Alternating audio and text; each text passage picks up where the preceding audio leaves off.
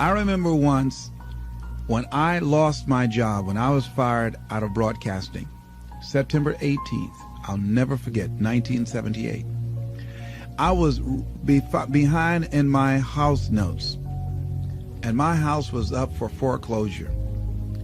I did everything I could. I had borrowed as much money as I could borrow. I had talked to family members and friends. I did everything I could, and I couldn't get enough money, being unemployed for several months, applying for job after job after job, and couldn't get a job. I couldn't get enough money to save the house, but I never felt, and this is very important, the feeling that I had, I never felt that I was going to lose that house. I wanted that house.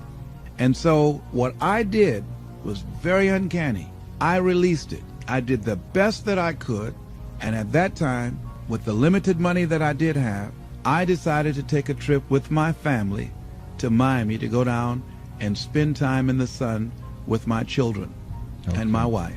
We caught a Greyhound bus from Columbus, Ohio, and we went to Florida. By the time I arrived on the day that the bank was to foreclose at 12 noon on the house, I got a call from one of my former assistants who went by the house and called me and said, "Les, it's an emergency. Call Columbus right away." I did, and Carolyn Sloan said, "Les, you won't believe this. You have a check from the Internal Revenue Service on your income tax."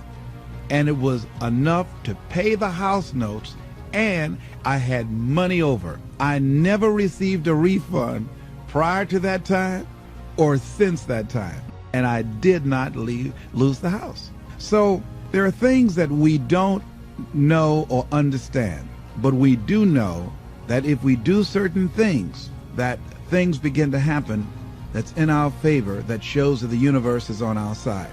Everything that we're seeking, I believe that if we begin to align our thoughts with action and be relentless, don't try 2 or 3 things or 15 or 20 things, but 100 things, 500 things if necessary, 10,000 things as Edison did if necessary, until we find a way out.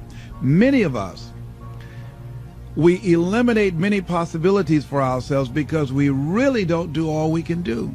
I think A.L. Williams was right when he said, all we can do is all we can do, and all we can do is enough. And I think, honestly speaking, even judging from myself, and I think that my commitment is stronger than most people. But if I had to literally measure my commitment in terms of what I put forth in my dream, I would say that I might have given about 18 to 20% of what I'm really capable of.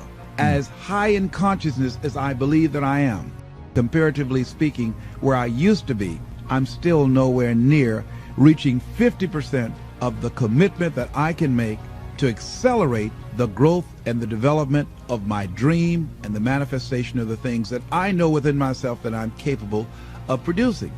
So our biggest challenge is beginning to look at within ourselves to remove those energy blocks, because if we're not producing the income that we want, let us not look outside of ourselves, but look within ourselves to find out, how am I blocking me?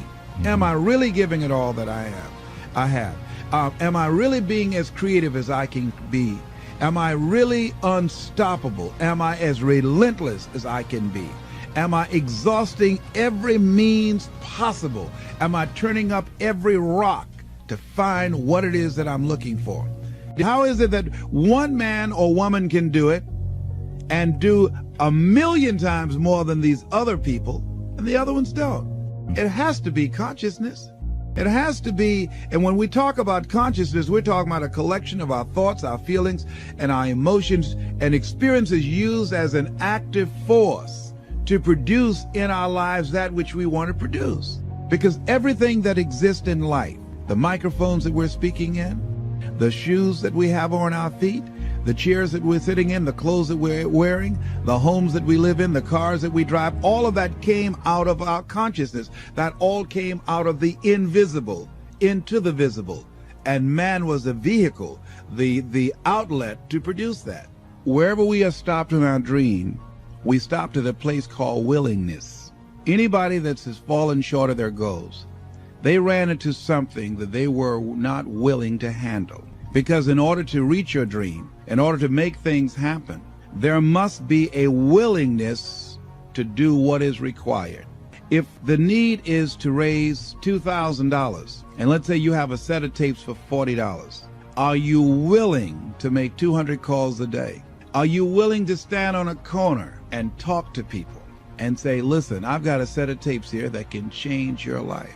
Are you willing to make the commitment that you will not go to sleep until you sell at least 10 tapes a day? Are you willing to say, if it takes me 12 hours walking and talking to people all day long until I find 10 people that will say yes? If I have to talk to 200 people or 300 people, that in order to provide food for my family, to provide shelter, to not to have creditors hounding me, am I willing to talk to 300 people a day?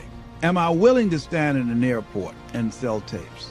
Am I willing to go out and make calls again and again and again? Am I willing to knock on doors? Am I willing to do that? See, if we have some skill, some ability, some knowledge, or some product, then the only thing that's between us and what we want to generate is our willingness to expend the energy to produce the results that we want.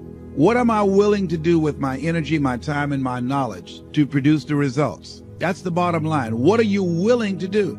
And what most people don't realize is they don't give up on their goals because it becomes insurmountable or it's impossible, is that they just looked at what they wanted and they just decided within themselves, consciously or unconsciously, I'm not willing to produce this result.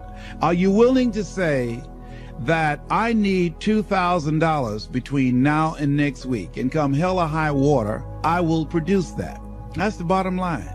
Because the only thing that counts in life are results, not reasons of why you didn't do it, but results. That's the only thing that counts. And we are capable of producing results.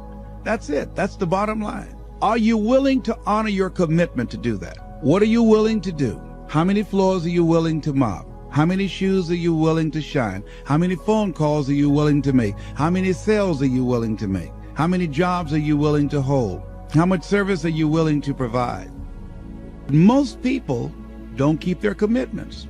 They are not willing to be a no matter what person. That I'm going to make this happen no matter what. Most people use escape routes for themselves. Most people have something that they could point to justify why they haven't produced the results. Some reason. Well, people weren't buying, or the economy is soft. Somebody somewhere is buying. Somebody somewhere is spending some money.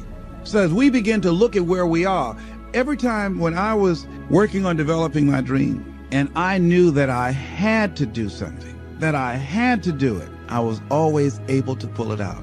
Because I started thinking, if a Walt Disney can do it, if a John D. Rockefeller can do it, then I can do it.